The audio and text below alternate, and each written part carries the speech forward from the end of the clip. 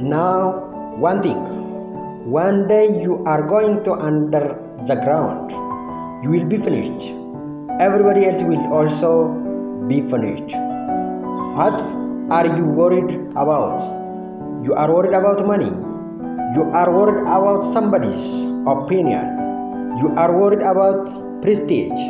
You are worried about your health. There are four things that people worry about money, about relationship, about prestige, about health.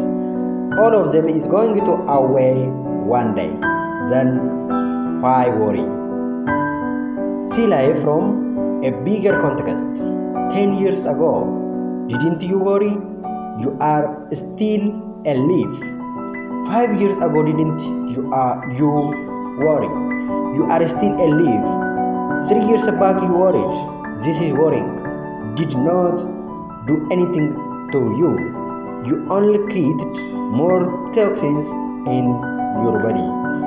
Life is go any way on. Life is balance between free will and destiny.